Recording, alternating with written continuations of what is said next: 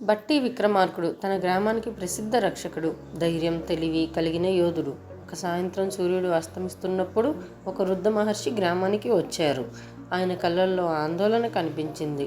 మంత్రిక వనం కలకలం చెందుతుంది విక్రమార్కుడా అని మహర్షి హెచ్చరించాడు. నెర్రటి రాతి గుండె ప్రకృతికి సమతుల్యతను ఇచ్చే ఆ రత్నం ఎవరో దొంగిలించారు.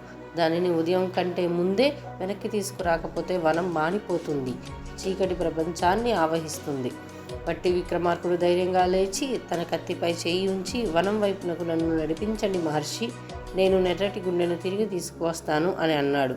మహర్షి ఒక పటాన్ని ఇచ్చారు. అందులో ఆరాధ్యమైన సంకేతాలు గుర్తుగా ఉన్నాయి. జాగ్రత్తగా ఉండండి అని ఆయన హెచ్చరించాడు. పౌర్ణమి కాంతిలో విక్రమార్కుడు సాంద్రమైన వనంలోకి అడుగుపెట్టాడు. అక్కడి గాలి నెమ్మదిగా చెట్లు మాటలు వినిపిస్తున్నట్లుగా ఉంది. ఇంతలో అతనికి నీలిరంగు మినుగురులో ఒక మార్గాన్ని చూపుతున్నట్లు కనిపించాయి. ఇవి నెర్రటి గుండె దగ్గరకు తీసుకువెళ్తాయేమో అనుకొని విక్రమార్కుడు వాటిని అనుసరించాడు. మార్గ మధ్యంలో అతనికి ఒక మాట్లాడే గుడ్లగూబ కనిపించింది. అది చెట్టుపై కూర్చొని విక్రమార్కుడిని ప్రశ్నించింది. మంత్రిక వనంలోకి ప్రవేశించే ధైర్యవంతుడు ఎవరు? నేను బట్టి విక్రమార్కుడిని అని అతను ప్రతిస్పందించాడు. నేను నెర్రటి గుండెను తిరిగి తీసుకురావడానికి వచ్చాను. గుడ్లగూబ తల వంచి, నీ బుద్ధిని చూపించు, నా ప్రశ్నకు సమాధానం ఇస్తే నేను నిన్ను మరింత ముందుకు నడిపిస్తాను అని అనింది. నేను ప్రాణం లేని దాన్ని, కానీ నేను పెరుగుతాను. నాకు ఊపిరి లేదు, కానీ నాకు గాలి అవసరం. నేను ఎవరు? విక్రమార్కుడు ఆలోచించి ఒక ఆత్మవిశ్వాసంతో నిప్పు అని సమాధానం ఇచ్చాడు. గుడ్లగూబ ప్రశంసిస్తూ తల ఒగ్గింది. మినుగురులను అనుసరించు ధైర్యవంతుడా, కానీ నీడల్ని జాగ్రత్తగా చూడు, అవి నీ అనుమానాల కంటే ప్రమాదకరమైనవి. మినుగురులు అతన్ని ఒక పెద్ద నిర్మల ప్రదేశానికి తీసుకువెళ్ళాయి.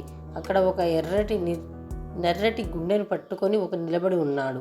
ఆ రత్నం ప్రకాశిస్తూ అందమైన ఆకుపచ్చ వెలుగును విడుదల చేస్తుంది. ఆగు అని విక్రమార్కుడు బలంగా ఆదేశించాడు. ఆ వ్యక్తి తిరిగి చూసి, ఎందుకు? ఈ రత్నం అనేక శక్తులను కలిగి ఉంది. ఇది ప్రపంచానికి అవసరం లేని వారు పాడు చేస్తారు అని గుర్తు చేశాడు.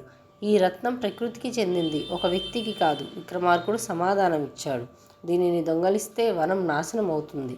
ఆ దొంగ ఆగ్రహంతో గట్టిగా మూలాల్ని పికిలించి విక్రమార్కుడిపై దాడి చేయించాడు. విక్రమార్కుడు తన కత్తితో ముళ్ళుల్ని కోసి ముందుకు సాగాడు. వేరు రకాల అడ్డంకులు అతనిపై వేశారు, కానీ విక్రమార్కుడు తన తెలివితేటలు నైపుణ్యంతో వాటిని అధిగమించాడు. రత్నం ప్రకాశిస్తున్న ప్రతిసారి దొంగ ఆందోళన చెందుతున్నట్లు విక్రమార్కుడు గమనించాడు. ఈ రత్నం నీకు వ్యతిరేకంగా ఉంది, ఇది నీకు తగినది కాదు అని అతని నిగూఢంగా అన్నాడు. కాకపోతే అతను వ్యూహాత్మకంగా వెనగడుగు వేసి దొంగను నమ్మించేలా చేశాడు. ఆ సమయాన విక్రమార్కుడు మెరుపులా ముందుకు వచ్చి రత్నాన్ని దొంగ నుండి తీసుకొని దానిని బలిపీఠంపై ఉంచాడు. నెర్రటి గుండె తన స్థలంలోకి చేరిన వెంటనే వనం సజీవంగా మారింది. చెట్లు ఆనందంగా నిటారుగా నిల్చున్నాయి. పువ్వులు పూసాయి. దొంగ తన ముఖం బయటపడింది.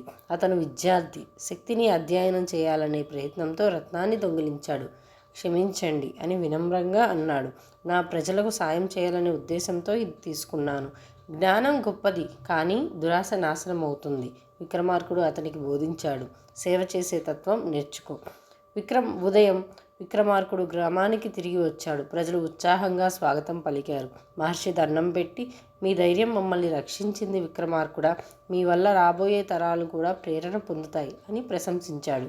విక్రమార్కుడు చిరునవ్వుతో ఆకాశాన్ని చూశాడు. తన తదుపరి ప్రయాణానికి సిద్ధమయ్యాడు.